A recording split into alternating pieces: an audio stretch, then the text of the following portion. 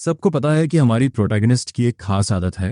Healing pills हमेशा green boxes में होती हैं, जबकि जहरीली और जानलेवा दवाइयां रेड बॉक्सेस में रखी जाती हैं। जब यू चुशवे के बुरी तरह घायल होने की खबर मिली तो उसके एल्डेस्ट डिसाइपल ने एक पल भी नहीं सोचा और चुपके से उसके कमरे में घुस गया ताकि वो कीमती टियान्युन हार्ट नरिशिंग पिल चुरा सके। लेकिन उसे ये नहीं पता था कि उसके पास सनशिंग मिरर है, जिससे वो पुनर्जन्म ले सकती है और अपनी पास्ट लाइफ्स देख सकती है। मौत के मुंह से वापस आने के बाद उसने पहले ही पिल्स को चुपचाप बदल दिया था। इधर हेरोइन यू चुशवे दवा लेती है और शुरुआत में उसकी चोटें ठीक होती हुई दिखती हैं। उसका फियांसे और डिसाइपल्स खुशी में डूब जाते हैं। उन्हें अंदाजा भी नहीं था कि अगले ही पल चुशवे अचानक खून की उल्टियां करने लगेगी। वहां मौजूद हर कोई सन्न रह गया। उसका फियांसे गु चिंग युआन अपनी डिवाइन सेंस को चुचुए की बॉडी में भेजता है, जहां उसे पता चलता है कि उसका दंत्यान काले जहर से भर चुका है। उसकी मेरिडियंस में तरह तरह के टॉक्सिन्स बह रहे हैं और उसकी पहले से लगी चोटें पल भर में बदतर हो गई हैं, यहां तक कि उसकी लाइफ फोर्स भी खत्म होने के संकेत दे रही है। उसे कुछ समझ नहीं आ रहा था। उसने अपनी आंखों से मास्टर को वो पिल्स रखते हुए देखा था। मदद करने के चक्कर में आफत खड़ी करने वाला बाई यांग वहां बुत बनकर खड़ा था। आखिर सबने पहले ही पिल को चेक किया था और उसमें कोई बुराई नहीं थी। गु चिंगान की आंखों में खून उतर आया और देखते ही देखते वो वहां से गायब हो गया। खतरे को भांपते हुए सेक्ट मास्टर ने बाकी सबको उसके पीछे जाने को कहा ताकि वो गुस्से में आकर कुछ गलत ना कर दे। उधर सॉन्ग वांटिंग को रुकने के लिए एक गरजती हुई आवाज सुनाई दी और बादलों को चीती हुई एक सोर्ड लाइट सीधे उसकी तरफ बढ़ी। उसने बस अपनी आंखें उठाईं, जिनमें एक ठंडी चमक थी, और हाथ के एक इशारे से एक जबरदस्त पाम स्ट्राइक में उस सोर्ड शैडो का मुकाबला किया। जोरदार धमाके से आसमान कांप उठा और फॉर्मेशंस ऐसे झिलमिलाने लगे जैसे कि आसमान ही फट जाएगा। धमाके की आग ठंडी होते ही टूटे हुए स्पेस के बीच से एक परछाई नीचे उतरी, जिसके चारों तरफ एक मर्डरस ऑरा था। वो और गु चिंगुआन मैदान के बीचों बीच खड़े थे, जहां हवा के तेज झोंके उनके बालों को उड़ा रहे थे और उनकी नजरें आपस में टकरा रही थीं। कोई सोच भी नहीं सकता था कि 100 साल से एक दूसरे को चाहने वाले दो लोग आज इस मोड़ पर खड़े होंगे। गु चिंगुआन अपना हाथ आगे बढ़ाते हुए कहता है, वांटिंग, मुझे एंटीडोट दे दो। उसकी निगाहें चाकू की तरह तेज थीं जो उसे चीर देना चाहती थीं। वो बस अपने बाल पीछे करती है और तिरछी मुस्कुराहट के साथ पूछती है कि वो किस एंटीडोट की बात कर रहा है। गु चिंगुआन ने अपनी आवाज धीमी कर ली, लेकिन उसके पूरे शरीर से एक खौफनाक प्रेशर निकल रहा था। उसके आसपास की स्पिरिचुअल एनर्जी कांपने और घूमने लगी थी, जैसे वो उसके बढ़ते गुस्से का जवाब दे रहे हो। ऐसा लग रहा था कि वो किसी भी पल फटने के लिए तैयार है।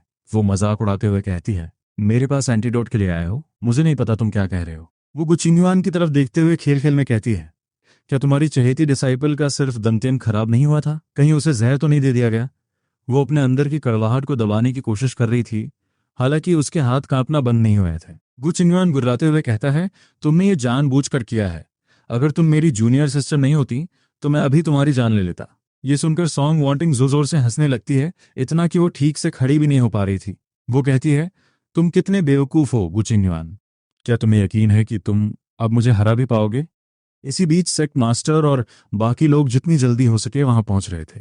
वे सोच रहे हैं कि क्या ये फिर से जल रही है। इस बार मामला काफी गंभीर लग रहा है। हाल ही में जब यू चुशवे घायल हुई थी तो पूरे सेक्ट में खलबली मच गई थी।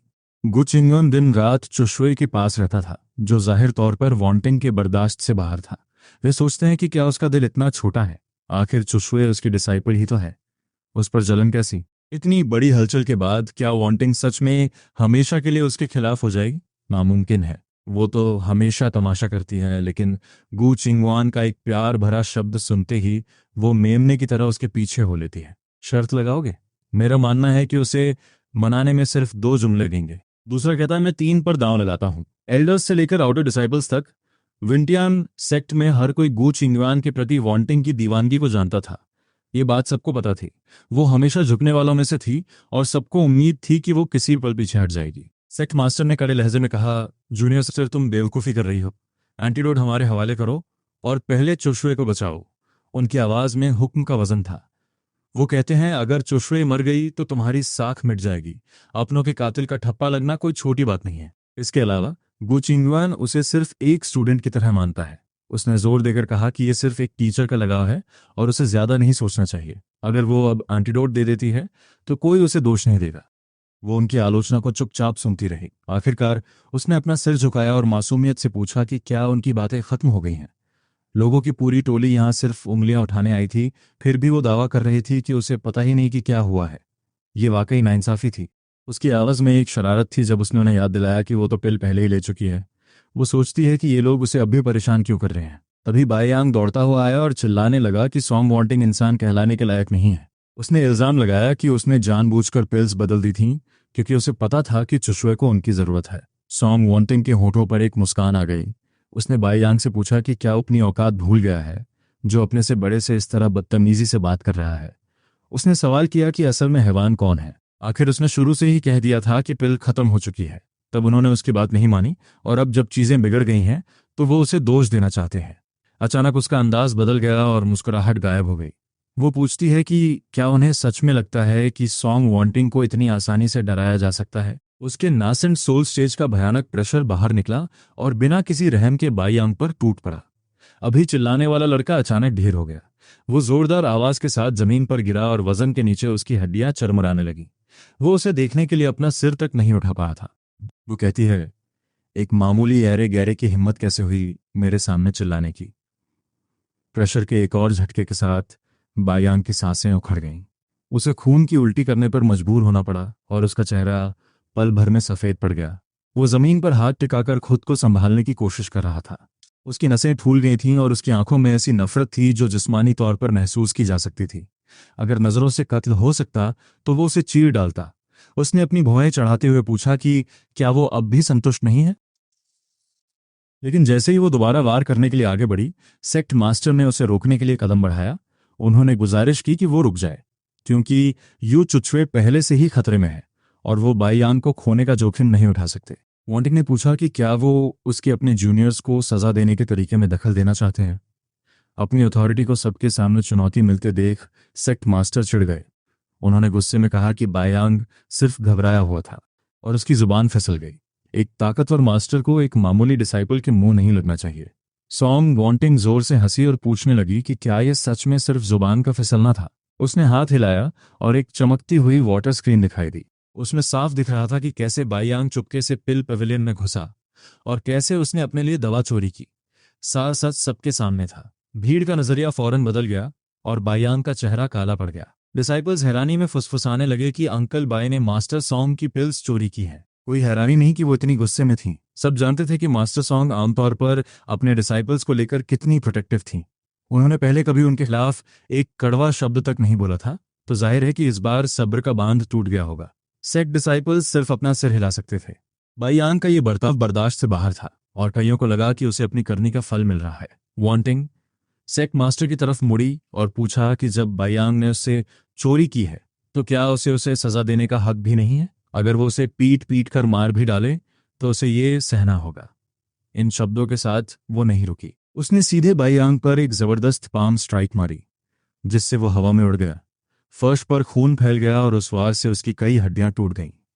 बायांग ने दर्द के मारे अपनी आंखें भींच लीं और अपने हाथ को जकड़ लिया। उसे यकीन नहीं हो रहा था कि उसकी मास्टर इतनी बेरहम हो सकती है। सदमे के बाद उसके दिल में नफरत की एक लहर दौड़ गई। उसने खुद से कहा कि इस औरत का दिल पत्थर का है जो एक मामूली पिल के लिए उसे तबाह करने पर तुली है। उसका दिल नफरत से जल रहा था। उसने अपना सिर उठाया और उसे खून भरी नजरों से देखा। वांटिंग के चेहरे पर एक ठंडी मुस्कान आई और उसने फिर से वार किया। उस दूसरे वार ने बायांग को जमीन पर ऐसा पटका कि तमाम कोशिशों के बाद भी वो उठ नहीं पाया। आखिरकार गु चिंगान के सब्र का बांध टूट गया।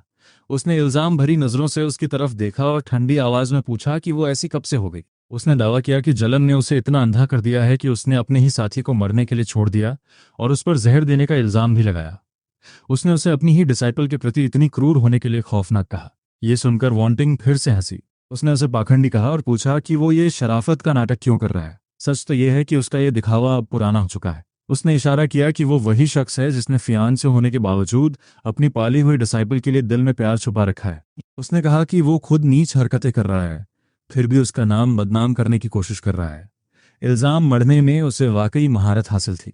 अपनी पिछली जिंदगी में उसने सिर्फ इसलिए दुख झेला क्योंकि उसे जवाब देना नहीं आता था। वो सिर्फ गुस्सा करती और तमाशा खड़ा करती थी, जिससे जाहिर है कि उन्हें कभी फर्क नहीं पड़ा।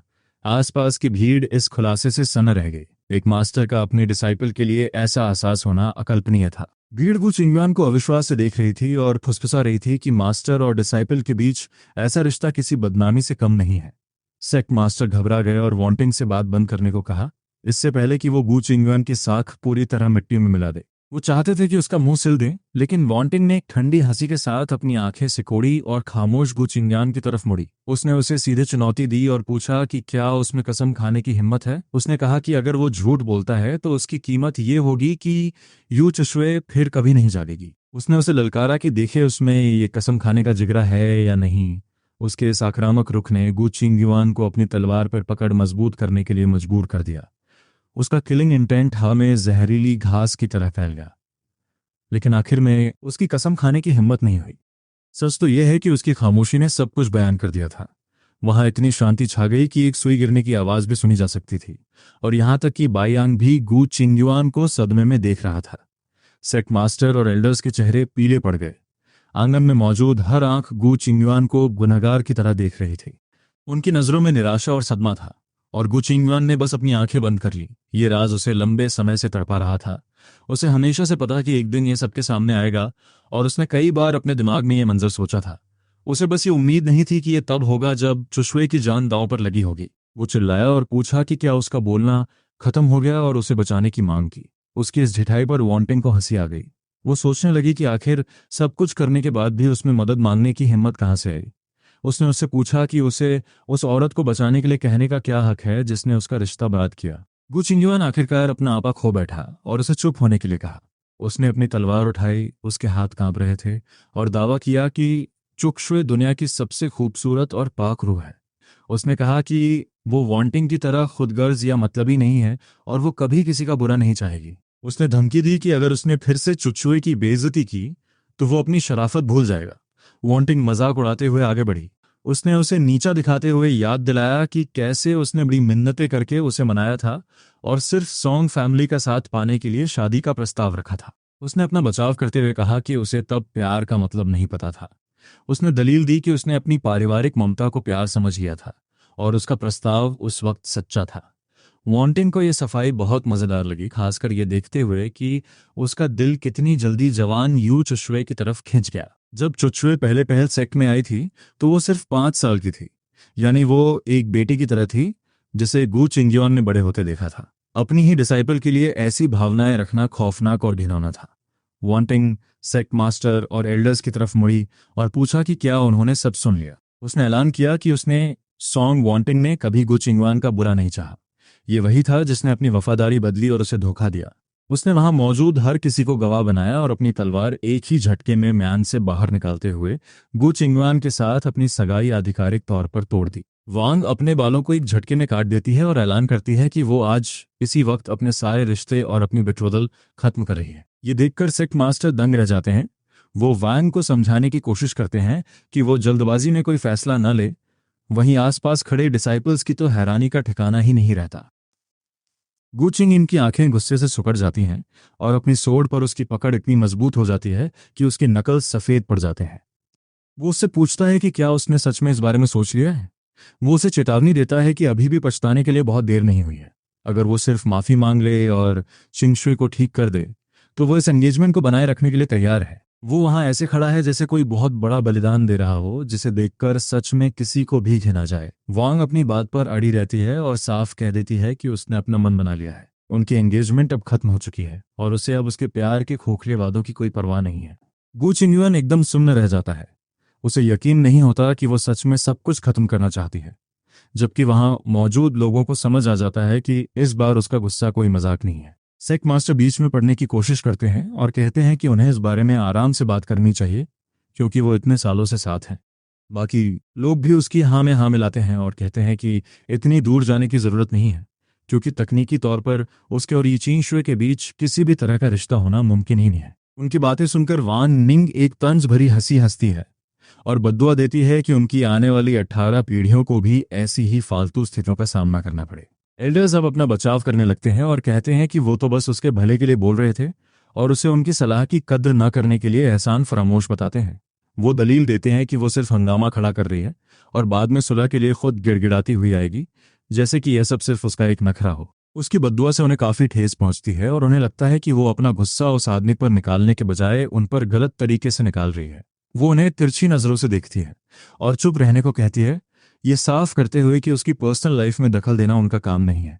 एल्डर्स गुस्से से लाल पीले हो रहे हैं, लेकिन आखिरकार वो चुप हो जाते हैं। गु चिंगयुआन ये सारा ताशा देख रहा है और वान निंग को चेतावनी देता है कि बेहतर होगा कि वो बाद में इस पर पछताए नहीं। वो मन ही मन कसम खाता है कि वो चाहे जो भी चाल चल ले, आखिरी फैसला उसी का होगा। वो ऐलान करता है कि उसे दोबारा कभी सुलह का मौका नहीं मिलेगा, लेकिन वान निंग बस ठंडी हंसी हंसती है और बिना किसी पछतावे के वहां से जाने के लिए मुड़ती है। अचानक घबराहट में गु चिंगयुआन अपनी सोर्ड चलाकर उसका रास्ता रोकता है और उसे रुकने के लिए कहता है, लेकिन उसकी नजरों में अब सिर्फ बर्फीली दूरी है। वान निंग की आंखों में मरने मारने वाली चमक आती है और वो अपनी लॉन्ग सोर्ड निकाल लेती है।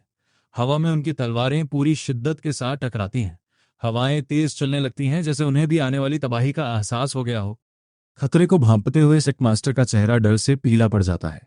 वो तुरंत डिसाइपल्स को पीछे हटने का ऑर्डर देते हैं और वान निंग और गु चिंगयुआन पर चिल्लाते हैं कि वो इस पागलपन को रोकें और फौरन नीचे आ जाए। एल्डर्स भी दहशत में हैं। उन्हें समझ आ गया है कि अब यह सिर्फ कोई मामूली बहस नहीं रही, बल्कि उनके दो सबसे ताकतवर सदस्यों के बीच एक भयंकर इंटरनल फ्यूड शुरू हो चुका है। उन्हें इस तरह लड़ते देख जैसे वो एक दूसरे की जान ले लेंगे। सेक्ट मास्टर सोचता है कि क्या वान निंग का दिमाग खराब हो गया है जो गु चिंगयुआन पर हमला कर रही है। सेकेंड एल्डर एक कटाक्ष करता है और कहता है कि इतनी बेइज्जती सहने के बाद वान निंग अगर पलटकर जवाब न दे तो वो या तो कोई संत होगी या बेवकूफ। वो कहता है कि गु चिंगयुआन के डगमगाते दिल को बहुत पहले ही सबक सिखाने की जरूरत थी, हालांकि बाकी लोग इस बात को जुबान पर लाने से डरते थे। उसे ऐसी कोई झिझक नहीं है। वो खुलेआम गु चिंगयुआन को अपनी ही यंग डिसाइपल के लिए रोमांटिक फीलिंग्स रखने के लिए परवर्टेड कहता है। सेक्ट मास्टर उसे घूरते हुए कहता है कि यह गॉसिप करने का वक्त नहीं है। सबसे जरूरी काम इस लड़ाई को रोकना है, इससे पहले कि किसी की मौत हो जाए। सेकेंड एल्डर बस अपने कंधे उचका देता है और कहता है कि गु चिंगयुआन उससे कहीं ज्यादा ताकतवर है और इस वक्त वो अंधाधुंध गुस्से में है, जो कि बीच बचाव करने वाले के लिए एक बुरा कॉम्बिनेशन है। असल में जो कोई भी अब बीच में आएगा वो बस उस गुस्से का अगला शिकार बनेगा। वान निंग को अपने अंदर एक शक्ति का एहसास होता है। वो पूरी तरह फोकस्ड है। अब उसे कोई नहीं रोक सकता। उस शोर और अफरा तफरी के बीच वो एक लफ्ज भी नहीं बोलती और अपनी तलवार इतने जोर से चलाती है जैसे वो आसमान के दो टुकड़े कर देगी। हवा में एक विशाल स्पेक्ट्रल ब्लेड प्रकट होती है और बरसों के दबे हुए गुस्से के साथ नीचे आती है। उसकी किलिंग इंटेंट दहला देने वाली है। हमें याद रखना होगा कि उसका असली सोर्ड पाथ इसी आक्रामकता पर बना था, लेकिन क्योंकि गु चिंगयुआन सालों तक ही चिंगशुए की मासूमियत की तारीफ करता रहा, इसलिए वान निंग ने अपनी असली ताकत को दबा कर रखा था, जिसकी वजह से उसकी स्किल्स थमसी गई थीं। अब तक उसकी स्किल्स में कोई सुधार नहीं हुआ था, लेकिन अब उसकी इन्फिनिट किलिंग इंटेंट और मन में बसी कड़वाहट पूरी तरह जाग गई है, जो इसे एक स्ट्राइक में समा गई है। उस जबरदस्त धमाके की वजह से हर किसी को अपना सिर झुकाना पड़ता है, क्योंकि स्पेस खुद मरोड़ा और फटने लगा है। कड़कने वाली आवाजों से उनका दिल कांप उठता है और एक अंधा कर देने वाली रोशनी उनकी नजरों के सामने छा जाती है।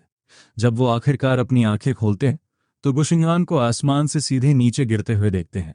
गु चिंगयुआन की छाती के बाहरी हिस्से पर गहरा घाव है, जिससे खून बह रहा है और हड्डी तक नजर आ रही है। वो उसके दिल पर लगने से बस जरा सा ही बचा था। वान निंग फिर जोर से उसके चेहरे पर अपना पैर रखती है, जिससे उसके मुंह से और खून निकलता है। उसकी ठंडी आंखों में अब सिर्फ नफरत भरी है। वो पूरी तरह टूट चुका है और उसके पैरों के नीचे कुचले जाने को स्वीकार नहीं कर पा रहा है, लेकिन वो बुरी तरह जख्मी है और उसके ऑरा के दबाव में वो हिल भी नहीं पा रहा। गु चिंगयुआन का गुस्सा उस पर हावी होने लगता है, जिससे उसे तेज खांसी आने लगती है।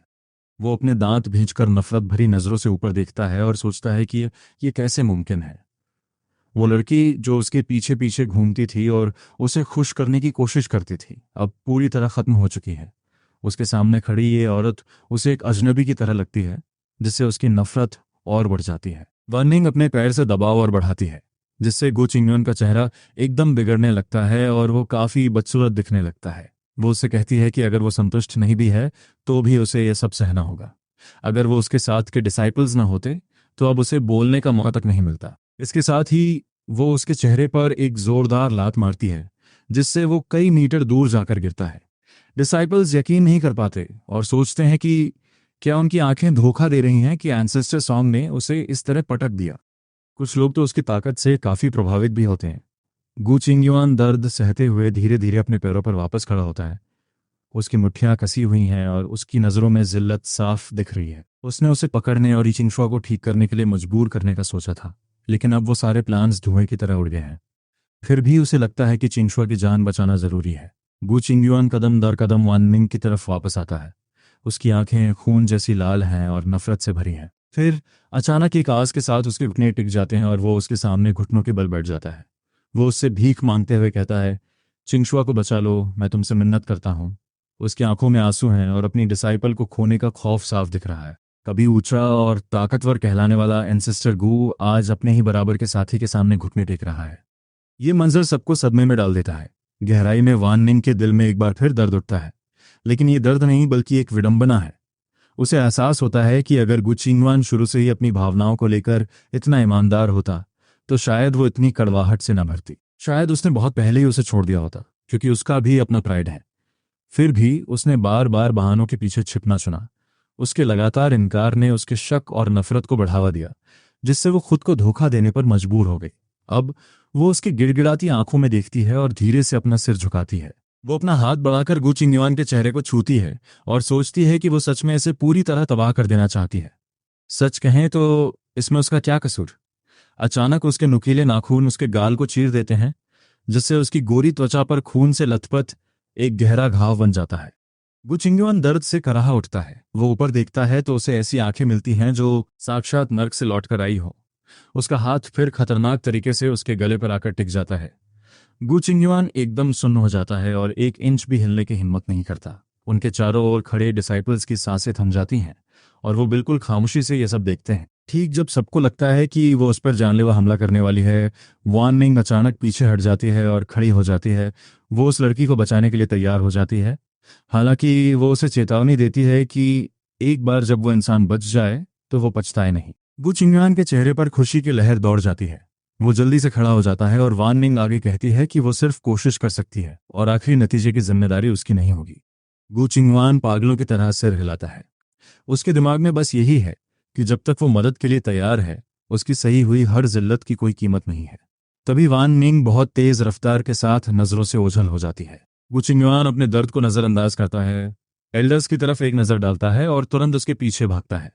इसी बीच बायाम उस जगह को खाली नजरों से घूरता है जहां से वो गायब हुई थी। उसे अपने सीने में एक अजीब सी भारीपन महसूस होता है। उसके मास्टर ने उसे नजरअंदाज कर दिया था। वो सोचता है कि आज उसके सामने जो औरत है वो कल वाली औरत से इतनी अलग कैसे हो सकती है। उसके प्रति उसका बर्ताव पूरी तरह बदल चुका है।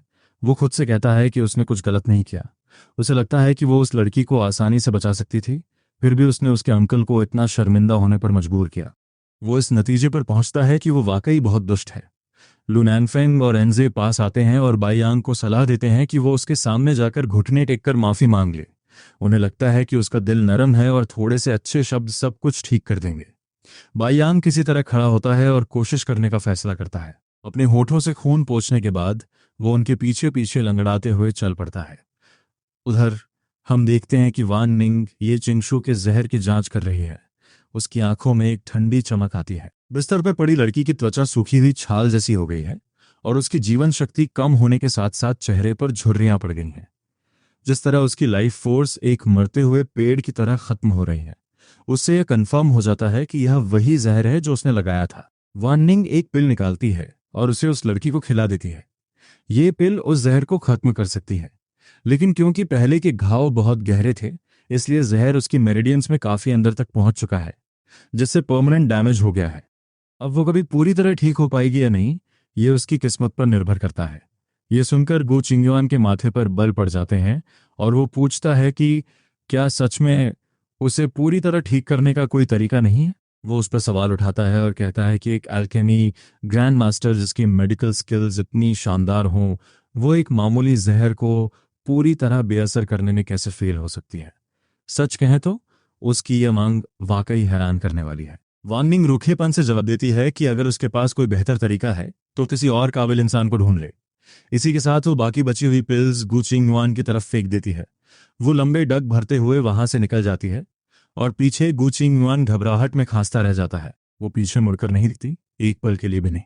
सेक्ट मास्टर आगे बढ़कर गु चिंगयुआन को रोकते हैं और कहते हैं कि पहले जहर को खत्म करने पर ध्यान दो और परमानेंट डैमेज की चिंता बाद में करना। वो उसे चेतावनी देते हैं कि वान निंग के लिए और मुश्किलें खड़ी ना करे, क्योंकि उसे और ज्यादा उकसाने से किसी का भला नहीं होगा। आखिरकार उस लड़की को जिंदा रखना ही अभी के लिए काफी है। अब सेक्ट में रहना वान निंग के लिए बिल्कुल बेकार हो चुका था, इसलिए वो घर जाने का फैसला करती है। पहुंचते ही वो अपने माँ बाप को पुकारती है। वो तेज़ी से कोर्टयार्ड की तरफ बढ़ती है और जैसे ही उन दो जाने पहचाने चेहरों को देखती है, उसकी आंखें भावना से नम हो जाती हैं। कम से कम यहाँ अभी तक कुछ भी बुरा नहीं हुआ था। उसके पिता उसे देखकर बहुत खुश होते हैं और उसकी माँ का हाथ पकड़कर अपनी बेटी से मिलने के लिए दौड़ते हैं। ये वाकई सुकून और ममता से भरा एक पल है। वो पूछते हैं कि उसने कोई खबर क्यों नहीं भेजी ताकि वो उसे लेने आ पाते। वान निंग को अपनी आंखों के पीछे एक तपिश महसूस होती है। उन्हें देखकर उसका गला भर आता है। वो अपने आंसुओं को रोकती है और मुस्कुराते हुए आगे बढ़कर उन दोनों को गले लगा लेती है। वो काफी देर तक उन्हें पकड़े रहती है। उसके पास बोलने के लिए शब्द नहीं है। हालांकि जब वो आखिरकार उन्हें बताती है कि गु चिंगयुआन के साथ उसकी एंगेजमेंट टूट गई है, तो उनके चेहरे के भाव तुरंत बदल जाते हैं। वो सन्न रह जाते हैं। उसके पिता पूछते हैं कि आखिर ऐसा क्या हुआ होगा, लेकिन वान निंग बस अपना सिर हिला देती है। वो मिरर ऑफ 3 लाइव्स निकालती है ताकि उन्हें वो सब दिखा सके जो उसने झेला था। जैसे जैसे सच सामने आता है, उसके पिता का चेहरा गुस्से से पीला पड़ जाता है और सेक्ट के उस घटिया बर्ताव को जानकर उनका पूरा शरीर कांपने लगता है। वो अपने दांत पीसते हुए बड़बड़ाते हैं, ये बिल्कुल बर्दाश्त के बाहर है। उसकी माँ की आंखें भी गुस्से और दुख से लाल हैं। वो वान निंग को जोर से गले लगा लेती हैं और सोचती हैं कि वो उनकी बेटी के साथ इतना बुरा कैसे कर सकते हैं। वान निंग उन्हें धीरे से समझाती है कि उसने बहुत पहले ही उन लोगों के लिए दुखी होना छोड़ दिया था। वो उन्हें घर के अंदर बैठने के लिए ले जाती है। कमरे के चारों ओर एक प्रोटेक्टिव बैरियर लगाने के बाद वो बताती है कि भले ही उन लोगों को किस्मत का साथ मिला हो, लेकिन उसे पता है कि भविष्य में क्या होने वाला है। वो उन्हें भरोसा दिलाती है कि उसके पास उन्हें मौत के घाट उतारने के बहुत से तरीके हैं। अब से वो लोग उसके लिए एक ट्रेजर ट्रोव से ज्यादा कुछ नहीं है जिसे वो लूट सके। भविष्य के बारे में जानना ऐसा है जैसे भेड़ों के झुंड में कोई भेड़िया घुस गया हो, लेकिन उसके पिता को डर है कि कहीं वो किसी अंधेरे और तंग रास्ते पर तो नहीं जा रही। उन्हें डर है कि कहीं कोई इनर डीमन उस पर हावी ना हो जाए। उसकी फिक्र भरी नजरों को देखते हुए वो कहती है, शांत हो जाइए पिताजी, तुम दोनों फिक्र मत करो, सब कुछ मेरे काबू में है। वो उन्हें भरोसा दिलाती है कि जब तक वो उनकी मास्टर है, ये लोग उसकी मुट्ठी में रहेंगे। वो उन्हें अपनी मर्जी से सजा दे सकती है और उनके पास अपनी तकलीफ बयान करने का कोई रास्ता नहीं होगा। वो मुस्कुराती है, ये जानते हुए कि अगर दुनिया की नज़रों में कोई डीमन है तो वो खुद है। अपने पास्ट लाइफ में उसने देखा था कि कैसे इन्हीं लोगों ने उसकी डीमोनिक नेचर का बहाना बनाकर सॉन्ग फैमिली को तबाह कर दिया था। लेकिन इस बार वो उन्हें ऐसा कोई मौका नहीं देगी। वो अपने हाथ गंदे किए बिना ही उनसे निपट लेगी। वो उन्हें बताती है कि उसे एक ऐसी जगह का पता है जहां टॉप टियर स्पिरिट वेन मौजूद है। वो अपने माँ बाप से कहती है कि अब वो बस उसके पीछे चले। उसके लिए सॉन्ग फैमिली ही उसकी बुनियाद है, उसकी पनाह और उसका इकलौता घर है। वो अपनी फैमिली को नई ऊंचाइयों पर ले जाना चाहती है और साथ ही उन लोगों को मिट्टी में मिलते देखना चाहती है जिन्होंने उसे धोखा दिया था। दी किवियो कार, ये उसकी एक ठंडी और सोची समझी महत्वाकांक्षा है। इसी बीच बाईयांग पिछले 7 दिनों और रातों से लगातार घुटनों के बल बैठा है। 7वीं शाम को आखिरकार वांटिंग एक मेहमान के साथ वापस लौटती है। उसके साथ एक सहमी हुई छोटी सी बच्ची खड़ी है। तीनों डिसाइपल्स उसे देखकर दंग रह जाते हैं। हालांकि लू नानफोंग को इस बात की ज्यादा राहत है कि उसकी मास्टर हाउस आ गई है। वांटिंग धीरे से उस बच्ची को आगे बढ़ाती है और सबको बताती है कि ये ली रुओ है, उसकी नई क्लोज डोर डिसाइपल। ये ऐलान उनके लिए किसी बिजली गिरने जैसा है। एक क्लोज डोर डिसाइपल? लू नानफोंग हैरानी में जम सा गया है, जबकि एनजे और बायांग की आंखें फटी की फटी रह जाती हैं। एनजे आगे बढ़कर उसे याद दिलाता है कि उसने तो कसम खाई थी कि वो अब कभी कोई नया स्टूडेंट नहीं बनाएगी। वो लीरो को ऊपर से नीचे तक नफरत भरी नजरों से देखता है। जब उसे पता चलता है कि उस लड़की के पास सिर्फ 3 स्पिरिचुअल रूट्स हैं, तो उसका गुस्सा और बढ़ जाता है। उसे यकीन नहीं होता कि ऐसी लड़की इनशान पीक की ट्रू डिसाइपल बनने के काबिल भी है। लू नानफोंग भी उसकी बातों में सुर मिलाते हुए कहता है कि इतना बड़ा फैसला इतनी जल्दी में लेना ठीक नहीं है। सच तो यह है कि वो सब इस नई बच्ची से खतरा महसूस कर रहे हैं। यहाँ तक कि बायांग का चेहरा भी उतर गया है। वांटिंग बस एक ठंडी हंसी हंसती है और पूछती है कि क्या अब उसे नया स्टूडेंट रखने के लिए उनकी इजाज़त लेनी होगी। वो लीरुओ का छोटा सा हाथ अपने हाथ में थाम लेती है और ऐलान करती है कि आज से ये लड़की उनकी जूनियर सिस्टर है, फिर चाहे उसमें टैलेंट हो या ना हो। जब तक वांटिंग उसे पसंद करती है, बस वही मायने रखता है। वो बाकी सबको नजरअंदाज करते हुए बच्ची को लेकर मेन हॉल की तरफ चल रही है। उसने बायांग की तरफ एक नज़र तक नहीं डाली। लू नानफोंग घबराहट महसूस करने लगता है कि आखिर उनकी मास्टर अचानक इतनी बदल कैसे गई। एनजे नफरत से फुफकारता है। उसे यकीन है कि ये सब सिर्फ उन्हें सजा देने का एक घटिया तरीका है। उसे लगता है कि उसने सिर्फ उन्हें नीचा दिखाने के लिए एक नई डिसाइपल रखी है। बायांग का चेहरा और काला पड़ जाता है। वो भी यही मानता है कि ये सब उसे उकसाने के लिए किया गया एक नाटक है। फिर भी वो अपनी गलती मानने को तैयार नहीं है। वो सोचता है कि अगर मास्टर उसे नजरअंदाज कर रही है तो वो भी उन्हें भाव नहीं देगा। देखते हैं पहले कौन टूटता है। इधर हॉल के अंदर वांटिंग उस बच्ची को देख रही है। जब उसे लीरो मिली थी तब उसे पीटा जा रहा था, लेकिन फिर भी उसकी आंखों में एक अजीब सी चमक थी। ये वही नजर थी जो वांटिंग को अच्छी तरह याद थी। अपनी पास्ट लाइफ में जब वांटिंग शिकार होने के बाद एक गहरी घाटी में गिर गई थी, तब इसी लड़की ने उसकी जान बचाई थी। उसने किसी को खबर नहीं की, बल्कि उसकी मदद की। उस लड़की ने तो वांटिंग को अपनी इकलौती मेडिसिनल पिल्स तक दे दी थी। ये वो एहसान है जिसे वांटिंग कभी नहीं भूल सकती। लीरो घबराहट में अपने कपड़ों के कोने को मरोड़ते हुए फुसफुसाती है, मास्टर सॉन्ग, शायद मुझे वापस चले जाना चाहिए। उसकी आंखों में खुद को लेकर शक साफ दिख रहा है। वांटिंग जवाब देती है, मैंने तुम्हें इसलिए चुना क्योंकि तुम्हारे पास अपनी खूबियां हैं। वो बच्ची को समझाती है कि उसे इतना संकोच करने की जरूरत नहीं है। आखिरकार कुछ लोगों के पास टैलेंट तो बहुत होता है, लेकिन उनका चरित्र खराब होता है, जिसका अंजाम बहुत बुरा होता है। आज से लीरो आधिकारिक तौर पर सॉन्ग वांटिंग की डिसाइपल है। उसे खुद को छोटा समझने की जरूरत नहीं है, क्योंकि वो किसी से कम नहीं है। छोटी बच्ची अपनी अंगूर जैसी बड़ी बड़ी आंखों से हैरानी और खुशी के साथ ऊपर देखती है और पूछती है, क्या सच में? वांटिंग बस उसे तसल्ली देने के लिए सर हिला देती है। बाहर बयान को आखिरकार अपनी सजा खत्म करने की इजाजत मिल जाती है। 7 दिनों तक घुटनों के बल बैठने के बाद वो अपने दर्द करते घुटनों को सहलाते हुए खड़ा होता है। लू नैन फोम उससे उसका हाल पूछता है, लेकिन बाइयांग गुस्से में उसका हाथ झटक देता है। सच तो यह है कि उसके घुटनों से ज्यादा उसके गुरूर को चोट लगी है। लू नैन फोम देखता है कि बाइयांग की पुरानी चोटें अभी भरी नहीं है और इतने दिनों तक झुककर बैठने से हालत और बिगड़ गई है। वो कहता है कि बाइयांग आराम करे और वो खुद जाकर कुछ पिल्स लेकर आता है। वो वादा करता है कि सही दवाई से चोटें जल्दी ठीक हो जाएंगी। एनजे बाइयांग को लेकर चला जाता है, जबकि लू नैन फेंग पिल पवेलियन की तरफ बढ़ता है। वो एक गहरी सांस लेता है, जैसे पिछला पूरा हफ्ता उस पर भारी पड़ गया हो। जैसे ही वो हॉल में दाखिल होता है, वो देखता है कि वांटिंग छोटी ली रो को कुछ सिखा रही है। लू नैन फोंग बोलने से पहले एक पल के लिए रुकता है, मास्टर, मैं सीनियर ब्रदर बाइयांग के लिए कुछ दवाई लेने पिल पवेलियन जा रहा हूँ। आमतौर पर वो उन्हें हर महीने हाई ग्रेड पिल्स का एक तय हिस्सा देती थी, इसलिए कभी मांगने की जरूरत नहीं पड़ी। वांटिंग अपना काम रोकती है और उसे एक सर्द बेरुखी भरी नजरों से देखती है। वो उसे याद दिलाती है कि बाइयांग ने दवाइयां चुराई थीं और अपने मास्टर का अपमान किया था। वो हाथ के एक इशारे से लू नैन फेंग को दरवाजे की तरफ पीछे धकेल देती है। वो साफ कर देती है कि आज के बाद वो उन्हें एक भी पिल नहीं देगी। वो चेतावनी देती है कि अगर किसी ने बिना इजाजत पिल पवेलियन में कदम भी रखा तो वो कोई रहम नहीं दिखाएगी और उन्हें सेक्ट से बाहर निकाल देगी। अचानक हॉल के दरवाजे जोर से बंद हो जाते हैं और लू नैन फेंग वहां हक्का बक्का खड़ा रह जाता है, जबकि एनजे का गुस्सा 7वें आसमान पर पहुंच जाता है। एनजे चिल्लाकर कहता है कि उन्हें उसकी रद्दी दवाइयों की जरूरत नहीं है, वो अपनी दवाइयां खुद खरीद लेंगे। बयाम खामोश है, लेकिन वो मुड़कर हॉल के बंद दरवाजों को एक आखिरी बार देखता है। तभी वेन मिंग यू उनका रास्ता रोक लेता है। वेन मिंग यू उनका मजाक उड़ाते हुए पूछता है कि क्या ये वही महान टैलेंटेड लोग हैं जो आज यहाँ भटक रहे हैं।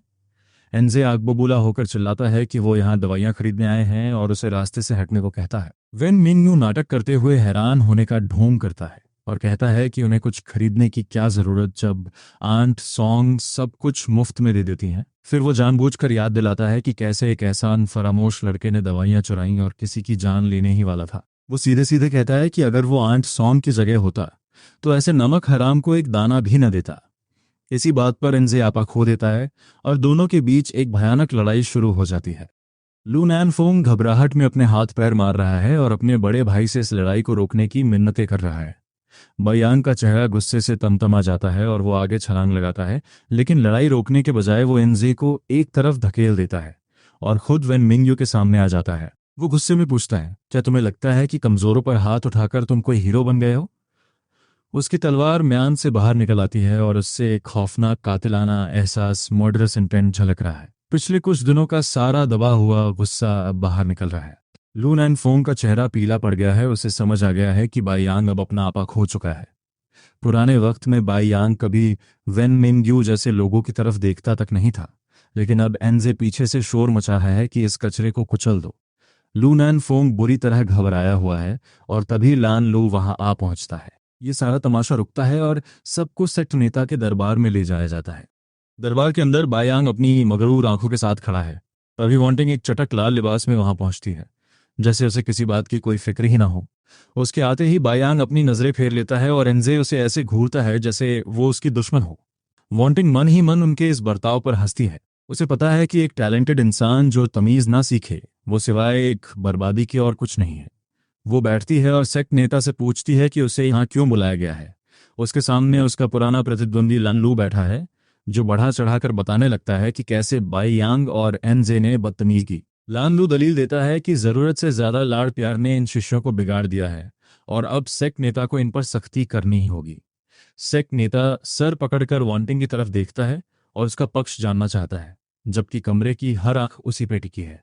बायांग के चेहरे पर कोई भाव नहीं है, लेकिन उसके अंदर एक तनाव महसूस किया जा सकता है। वो इंतजार कर रहा है। उसे उम्मीद है कि हमेशा की तरह उसकी मास्टर उसे बचा लेगी, लान लू से लड़ेगी और उसे यहाँ से ले जाएगी। वांटिंग धीरे से खड़ी होती है। वो उसकी तरफ देखती है और एक पल के लिए उनकी नजरें मिलती हैं। बयान के अंदर एक दबी हुई खुशी जागती है। वो सोचता है कि अगर उसकी मास्टर बस अपना सिर झुका ले तो शायद वो अपने दिल में उसे माफ करने की जगह बना लेगा। यही वो खुद से कह रहा होता है जब वो धीरे से अपना हाथ हवा में उठाती है। अचानक उस खामोश हॉल में एक जोरदार थप्पड़ की गूंज सुनाई देती है और बायांग कमरे के दूसरी तरफ जा गिरता है। उसके कुछ दांत तक ढीले हो जाते हैं। उसका गाल तुरंत सूज जाता है। लान लू ये देखकर सन्न है और वेन मिंग यू की आंखें फटी की फटी रह जाती हैं। वांटिंग बस इतना पूछती है, क्या अब सीनियर ब्रदर लान को तसल्ली मिली? वो मुस्कुराते हुए अपना सिर टेढ़ा करती है और एक के बाद एक चार और थप्पड़ जड़ देती है, जिससे बायांग किसी कपड़े की गुड़िया की तरह यहाँ गिरता है।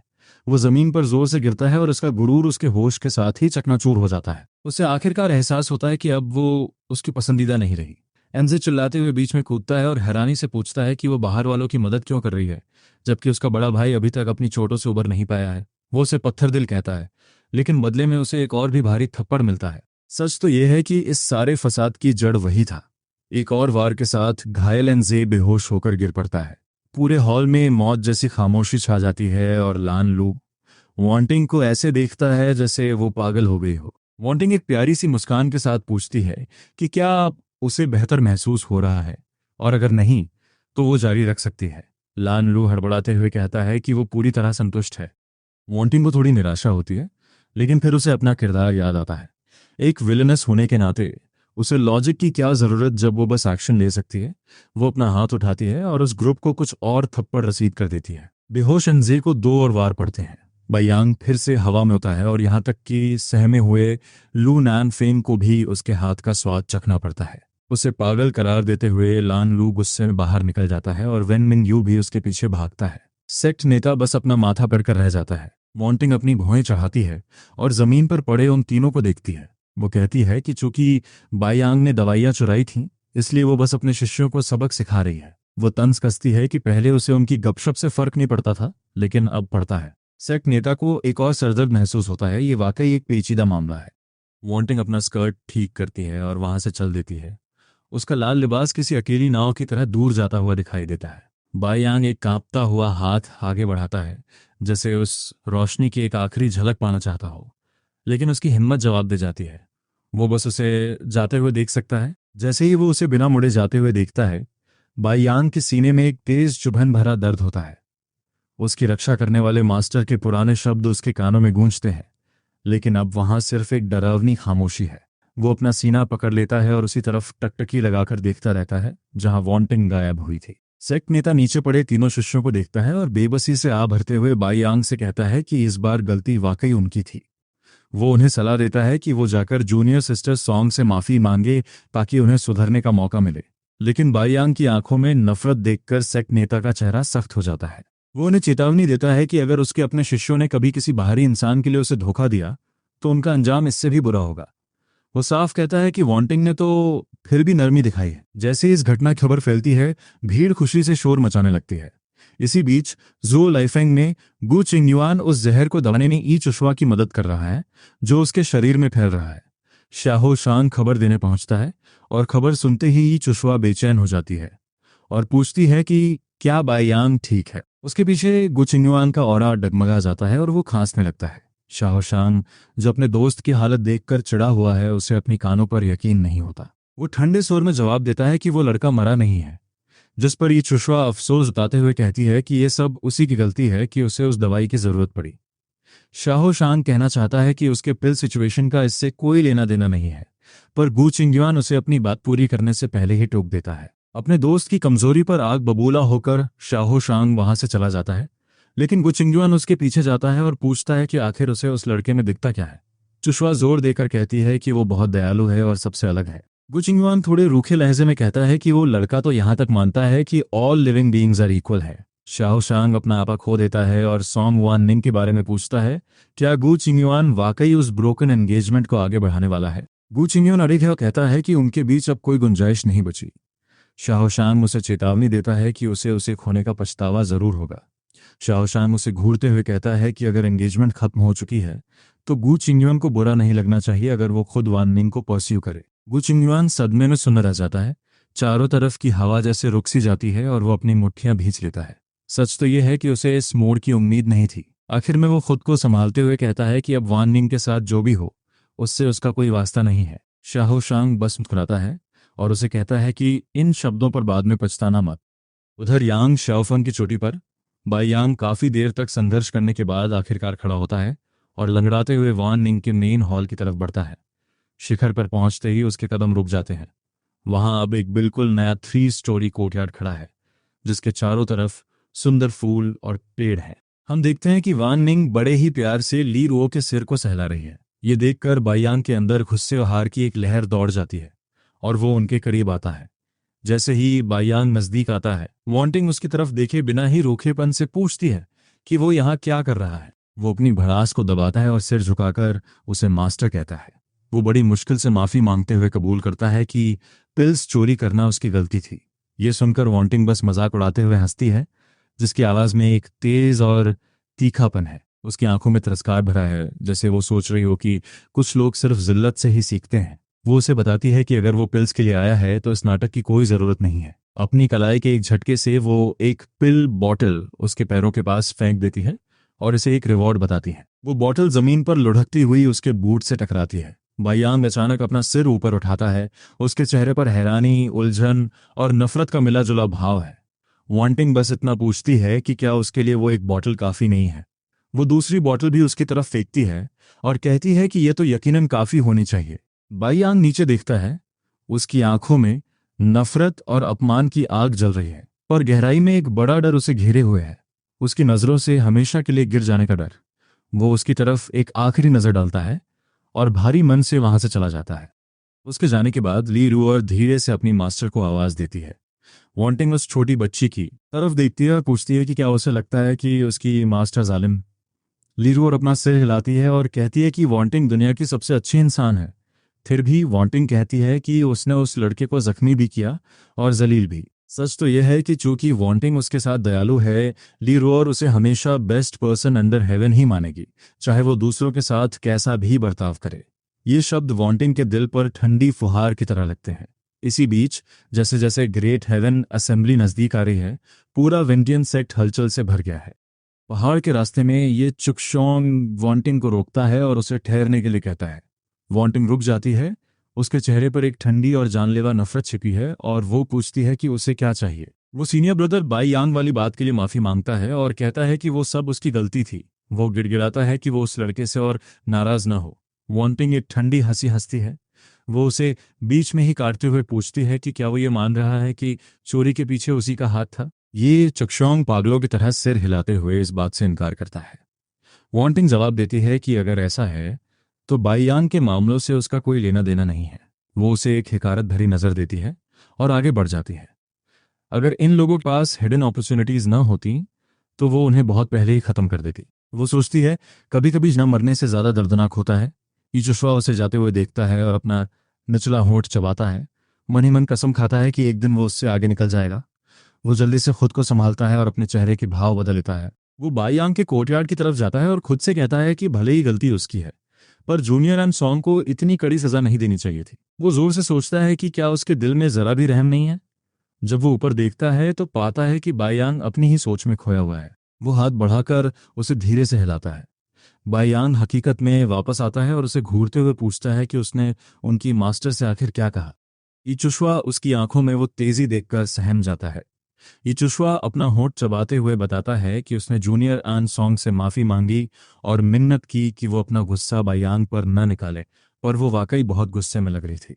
वो आगे कहता है कि उसने साफ कह दिया कि बाईयांग के मसलों से उसका कोई वास्ता नहीं है, जो बात उसे परेशान कर रही है।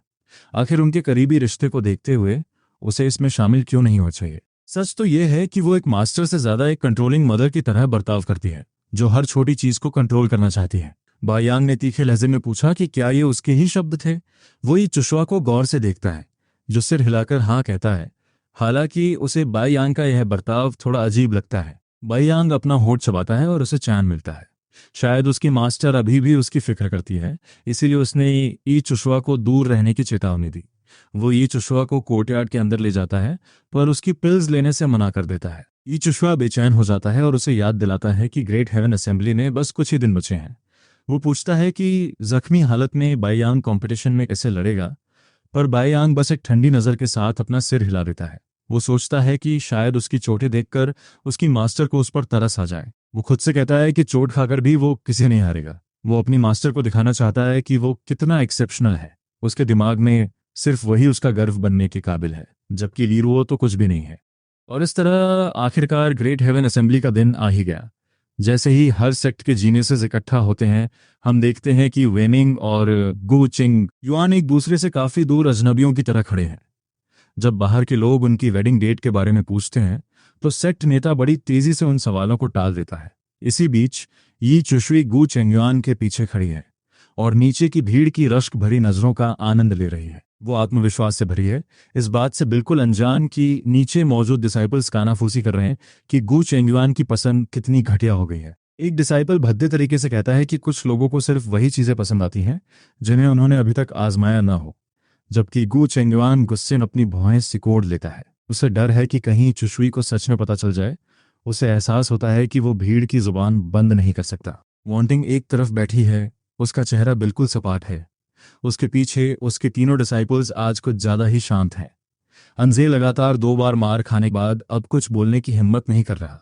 उसे आखिरकार मास्टर युआन इंग के रुतबे का असली अंदाजा हो गया है। वो अपने सबसे बड़े सीनियर ब्रदर बाईयांग की तरफ देखता है, जिसकी पैनी नजर ली रो पर टिकी है, जो ठीक वांटिंग के पास खड़ी है। विंडियन सेक्ट का माहौल बड़ा अजीब है, और जैसे ही कंपटीशन शुरू होता है, दूसरे सेक्ट लीडर्स को भी ये महसूस होने लगता है। सेक्ट नेता के रूल समझाने के बाद वो होस्टिंग की जिम्मेदारी एल्डर्स को सौंप देता है। हर सेक्ट के 10 फाउंडेशन एस्टैब्लिशमेंट डिसाइपल्स एक धमाकेदार फ्री फॉर ऑल मुकाबले में उतरे। यी चुशवी, बाईयांग और लू नानफोंग सभी इस मुकाबले का हिस्सा हैं। हालांकि अनजे क्वालिफाई नहीं कर पाया। लू नानफोंग अपनी मास्टर के पास आता है। वो औपचारिक अंदाज में बताता है कि वो अपने एल्डेस्ट सीनियर ब्रदर के साथ जा रहा है। उसकी आवाज में पहले जैसी गर्माहट नहीं है। उनके जाते समय वांटिंग कोई रिएक्शन नहीं देती। बाईयांग नीचे कूदने से पहले वांटिंग के सिर के पिछले हिस्से को एक भारी नजर से देखता है। उसके पीछे पीछे ई चुशवी भी कूद जाती है, जबकि गु चेंगयुआन उन्हें बड़ी फिक्र के साथ देखता है। उसकी आंखें लगातार ई चुशवी का पीछा कर रही हैं।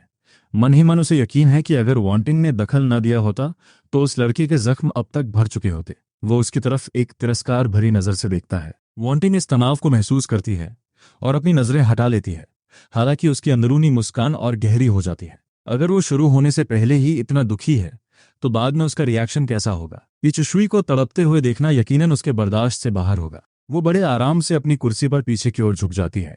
लीरो द्वारा खिलाए जा रहे ग्रेप्स खाती हुई वो पूरी तरह से रिलैक्स्ड दिख रही है। वांगशान सेक्ट का सेक्ट नेता मजाक में कहता है कि वांटिंग बिल्कुल भी फिक्रमंद नहीं लग रही। जरूर उसे अपने डिसाइपल्स पर पूरा भरोसा होगा। सब उसकी तरफ देखते हैं। वो बड़े ही बेपरवाह अंदाज में ग्रेप सीड थूकती है। उसके लिए हार जीत मायने नहीं रखती। जब तक वो मर नहीं जाते तब तक सब ठीक है। बायांग और ल्यू नानफोंग जीतते हैं या नहीं, अब उसे इससे कोई फर्क नहीं पड़ता। वांगशान सेक्ट नेता एक फीकी मुस्कान देता है और कहता है कि वांग को वाकई मजाक करना बहुत पसंद है।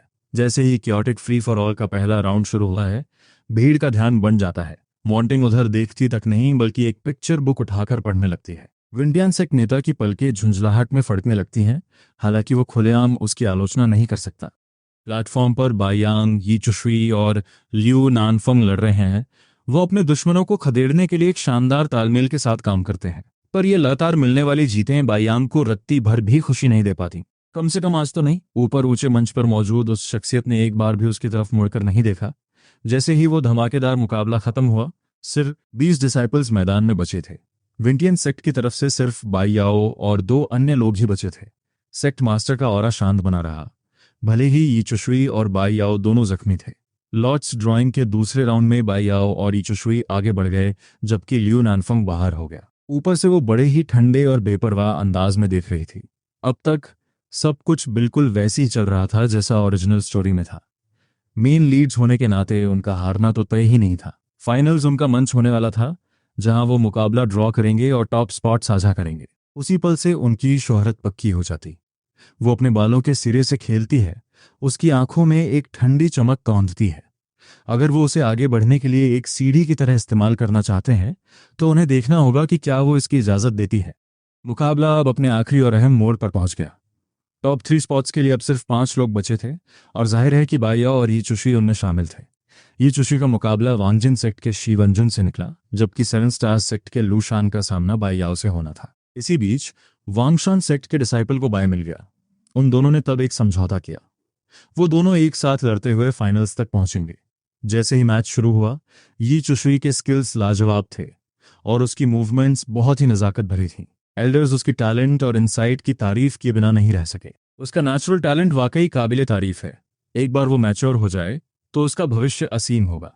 विंटियन सेक्ट नेता गर्व से चमकता है। पर दूसरी तरफ बाई याओ के लिए हालात कुछ ठीक नहीं लग रहे। बाई याओ की पुरानी चोटें अभी भरी नहीं हैं और उसकी हालत देख सेक्ट नेता की त्योरियां चढ़ जाती हैं। उन्होंने अपनी तरफ से जरूरी मेडिसिन तो भेज दी थी, फिर बाई याओ की ये हालत क्यों है? उन्हें जरा भी अंदाजा नहीं है कि उस लड़के ने दवा छुई तक नहीं। बाई याओ अपनी पूरी ताकत से हमला करता है। उसकी शॉट मोमेंटम किसी इंद्रधनुष की तरह तेज है, लेकिन उसकी चालों से साफ झलक रहा है कि वो पूरी तरह थक चुका है। जैसे ही लू शेन की लॉन्ग स्पीयर आगे बढ़ती है, बाई याओ पलटवार की कोशिश करता है, लेकिन अचानक उसका दंतियन जवाब दे देता है और स्पिरिचुअल एनर्जी का बहाव रुक जाता है। स्पीयर का वार सीधा निशाने पर लगता है और उसे घुटनों पर ला खड़ा करता है। वो खून की उल्टियां करने लगता है, जिसे देख लू शेन भी दंग रह जाता है। वो चिल्लाकर पूछता है कि क्या विंटियन सेक्ट को सच में पता नहीं था कि ये लड़का पहले से ही जख्मी है? लूशियन हैरानी में खड़ा है और इधर विंटियन सेक्ट नेता बस एक फीकी मुस्कान दे पाते हैं। उन्होंने दवा तो दी थी, पर बाई याओ ने उसे लेने से साफ इनकार कर दिया था। बाई याओ अपने मुंह से निकलता खून साफ करता है, पर उसकी नजरें अनचाहे ही वांग लिन की तरफ मुड़ जाती हैं। वो मन ही मन सोच रहा है, मुझे इस हालत में देखकर वो जरूर पिघल जाएगी। उसे पूरा यकीन है कि उसकी मास्टर को अब दुख हो रहा होगा। उसके दिमाग में पुरानी यादें ताज़ा होने लगती हैं। जब वो 7 साल का था और एक जंगली जानवर ने उसे काट लिया था, तो उसकी आंखों में कितनी फिक्र थी। जब वो 15 साल का था और दुश्मन उसके पीछे पड़े थे, तब वांग लिन ने हमलावरों के एल्डर्स को अपंग बना दिया था और उसकी रक्षा करने की कसम खाई थी। आज 20 साल की उम्र में पीछे मुड़कर देखते हुए उसे एहसास होता है कि हर मोड़ पर उसकी मास्टर का साया उसके साथ था। वो हाई प्लेटफॉर्म की तरफ देखता है, पर अब वो फिक्र करने वाली आंखें उसे कहीं नजर नहीं आती। उसे सिर्फ वांग लिन का चेहरा एक तरफ मुड़ा हुआ दिखता है। उसकी मास्टर ने उसकी तरफ एक नज़र देखा तक नहीं। उसका दिल जोर से धड़कता है और वो फिर से खड़ा होकर लूशियन पर हमला करता है। वो खुद को दिलासा दे रहा है कि वो अंदर ही अंदर तड़प रही होगी और बस बाहर से सख्त होने का नाटक कर रही है। उसे लगता है कि वो अब भी उनकी जिंदगी का सबसे जरूरी हिस्सा है। बाई याओ पागलों की तरह जानलेवा हमले शुरू कर देता है, जिसकी वजह से लूशियन को भी अपनी पूरी ताकत झोंकनी पड़ती है। कुछ ही पलों में उसके शरीर पर नए घाव भर जाते हैं। भीड़ हैरान है कि वो कर क्या है। ऐसा लग रहा है जैसे वो जानबूझकर अपने ओपोनेंट को उकसा रहा है। वहां मौजूद डिसाइपल्स गंभीर हो जाते हैं और यहां तक कि प्लेटफॉर्म पर बैठे एल्डर्स भी वांग लिन की तरफ देखने लगते हैं। और वो क्या कर रही है? उसने कहीं से एक और पिक्चर बुक निकाल ली है और बड़े मजे से उसे पढ़ रही है। उसके चेहरे पर एक हल्की मुस्कान है और चिंता का दूर दूर तक नामो निशान नहीं। एल्डर्स का दिल बैठ जाता है। वो उस पुरानी जिद्दी और ओवर प्रोटेक्टिव वांग लिन को ज्यादा पसंद करते थे। मुकाबले इस नए अवतार के जिसे समझना अब नामुमकिन है। मैदान में बाई याओ को अपने घावों का दर्द और इस पल की बेरुखी चुभने लगती है। वो सोचता है, क्या सॉन्ग वांटिंग सच में इतनी पत्थर दिल हो गई है? बाई याओ मरणासन हालत में है, फिर भी वो उसकी तरफ देख तक नहीं रही। गु चिंगयुन से अब और चुप नहीं रहा जाता और वो सबके सामने उसकी आलोचना करने लगता है। गु चिंगयुन गुस्से में पूछता है कि जब उसका डिसाइपल इतनी बुरी हालत में है तो वो पिक्चर बुक कैसे पढ़ सकती है। सच कहूं तो उसे एक मास्टर के तौर पर उसका ये बर्ताव बहुत शर्मनाक लग रहा है। वांटिंग का हाथ किताब के पन्ने पर रुकता है और वो धीरे से अपनी नजरें उठाती है। वो उसे याद दिलाती है कि चूंकि बाई याओ उसका डिसाइपल है, तो एक बाहरी आदमी को इतनी चिंता क्यों हो रही है। उसकी आंखों में अचानक एक भारी दबाव महसूस होता है। वो ताम मारते हुए कहती है, शायद तुम अंदर ही अंदर बाई याओ के मरने की दुआ कर रहे हो, ताकि तुम्हारे प्यारे नन्हे तुआ के लिए कोई कंपटीशन ही न बचे। उसके होठों पर एक कड़वी मुस्कान है जिससे पूरे हॉल में सन्नाटा छा जाता है। सारे सेक्ट लीडर्स अब इस ड्रामे को बड़े गौर से देख रहे हैं। उधर गु चिंगयुआन का चेहरा गुस्से से काला पड़ जाता है और वो उसे याद दिलाता है कि बाइयाओ उसका सगा भांजा है। वो जोर देकर कहता है कि वो कभी उस लड़के की मौत नहीं चाहेगा और उसे फालतू की बातें बंद करने को कहता है। लेकिन वांटिंग जोर जोर से हंसने लगती है। वो उसकी आंखों में गहराई से झांकते हुए कुछ छिपे हुए मतलब के साथ कहती है कि उसे उम्मीद है कि वो भविष्य में भी यही सोच रखेगा। गु चिंगयुआन को अचानक एक अजीब सी घबराहट महसूस होती है। वो झुंझलाकर अपना मुंह मोड़ लेता है। मैदान में जंग अब और हिंसक हो गई है। बाइयाओ के कपड़े फट चुके हैं और खून से लथपथ हैं। लू शान उसे हार मानने को कहता है पर वो लड़का नहीं मानता। वो सुसाइडल अंदाज में लड़ रहा है, जैसे जानबूझकर स्पीयर की नोक को दावत दे रहा हो। स्पीयर उसकी जांघ के पार हो जाती है और एक खौफनाक आवाज के साथ बाइयाओ गिर पड़ता है। दर्द और धुंधली आंखों के साथ वो अपना सिर हाई प्लेटफॉर्म की तरफ उठाने की कोशिश करता है। उसे एक डर सता रहा है। क्या उसकी मास्टर अब कोई फिक्र दिखाएगी? वो खुद से कहता है कि अगर वो अब भी उसकी परवाह करती है तो वो उन सारे दुखों को माफ कर देगा जो उसने उसे दिए हैं। लेकिन लाल लिबास वाली वो परछाइयां उसकी धुंधली नजरों से ओझल होने लगती है। उसकी उम्मीदें शायद गलत थीं। हम देखते हैं कि वैनिंग मुस्कुराते हुए ली रुओ का सिर सहला रही है और उससे कुछ फुसफुसा रही है। उसने मैदान की तरफ एक नजर भी नहीं डाली। जलन और कड़वाहट की एक लहर बाइयाओ के दिल को चीर देती है। उसे एहसास होता है कि उसने सब कुछ खो दिया है। एल्डर बहुत दुख के साथ नतीजे का ऐलान करते हैं। लू शान रिंग 2 का विजेता है। ये एक ऐसी हार थी जिसकी किसी को उम्मीद नहीं थी। भीड़ दंग है कि टूर्नामेंट जीतने का सबसे बड़ा दावेदार बाइयाओ टॉप 3 में भी जगह नहीं बना पाया। जब एल्डर उसे उठाने की कोशिश करते हैं तो वो लड़का उन्हें पीछे धकेल देता है। वो जिद में वहीं जमीन पर पड़ा रहता है और उसकी नजरें पागलों की तरह हाई प्लेटफॉर्म पर टिकी रहती हैं। लू शान अपनी जीत के बावजूद खुश नहीं हो पा रहा। एनजे की मुठ्ठियां भींची हुई हैं और उसकी आंखें लाल हैं। वो अपने सीनियर ब्रदर को इस हाल में देखकर टूट चुका है। अब उसमें इतनी हिम्मत नहीं बची कि वो वैनिंग पर चिल्ला सके। तभी वैनिंग आखिरकार मैदान की तरफ एक लापरवाह नजर डालती है। उसकी सर्द नजरें उन बेबस और उम्मीद भरी आंखों से मिलती हैं जो नीचे उसका इंतजार कर रही थीं। एक पल के लिए बाइयाओ की आंखों में उम्मीद की किरण जगती है, लेकिन वो रोशनी बुझने के लिए ही आई थी। वार्निंग उसे एक बहुत ही ठंडी और बेरुख नजर से देखती है, जैसे उसकी इस हालत से उसे रत्ती भर भी फर्क नहीं पड़ता। उसने सोचा था कि उस लड़के में कुछ तो हिम्मत होगी, पर वो गलत थी। उसे वो अब सिर्फ एक बुज़दिल नजर आ रहा है। वो आराम से अपनी कुर्सी पर पीछे झुकती है और लीरो के हाथों से थमाए हुए इमॉर्टल वाइन का एक घूंट लेती है। माहौल बहुत भारी है। तभी बगल वाले प्लेटफॉर्म से एक चीख सुनाई देती है और सबका ध्यान उधर चला जाता है। ये चुश्वी जमीन पर गिरी हुई है और काले खून की उल्टियां कर रही है। वेन जून की ब्रॉडसोर्ड उसकी गर्दन पर रखी है। गु चिंगयुआन झटके से खड़ा होता है और पलक झपकते ही स्टेज पर पहुंच जाता है। अपने प्रिय डिसाइपल की हालत देख उसका चेहरा पीला पड़ गया है। एक जोरदार वार से वो ब्रॉडसोर्ड को दूर फेंकता है और लड़की को अपनी बाहों में उठा लेता है, जो किसी टूटी हुई गुड़िया की तरह दिख रही है। कांपती हुई चुश्वी को लेकर वो वानिंग की तरफ भागता है और हुक्म देता है कि वो फौरन उसे बचाए। उसका ये अंदाज और लाल आंखें भीड़ को डरा देती हैं। उधर बाइयाओ गिरते पड़ते खड़ा होता है और चिंता के साथ ये सब देखने लगता है। एनजी भी घबराकर वहां पहुंचता है और कांपती आवाज में पूछता है कि उसकी सीनियर सिस्टर को क्या हुआ है। ये साफ है कि उसे जहर दिया गया है। विंटियन का सेक्ट नेता ये सब देख तनाव में आ चुका है। वो डरते डरते वांटिंग से लड़की का इलाज करने को कहते हैं, पर अंदर ही अंदर उन्हें यकीन नहीं है कि वो मानेगी। और हुआ भी वही। वांटिंग आराम से अपनी कुर्सी पर बैठी रहती है, जैसे ये सब उससे जुड़ा ही ना हो। बाकी सेक्ट लीडर्स एक दूसरे की तरफ देख रहे हैं और इधर गु चिंगयुआन दांत पीसते हुए पूछता है कि आखिर वो चाहती क्या है। वो उसे बहुत अच्छे से जानता है। उसे याद है जब एक बार उसने लू शिंगयाओ को बुरी तरह घायल कर दिया था, तब उसने नफरत में लू शिंगयाओ को जहर दे दिया था और उसे 7 दिनों तक तड़पने के लिए छोड़ दिया था। वो हमेशा से ऐसी ही रहे है। अगर वो खुश नहीं है तो वो दूसरों को तड़पाने के 1000 तरीके जानती है। उसने हमेशा उसे लाड़ प्यार से रखा था, पर आज वही बेरहम तरीके उसके खिलाफ इस्तेमाल हो रहे हैं। वांटिंग उसकी तरफ देखती है और पूछती है कि वो क्या करना चाहता है।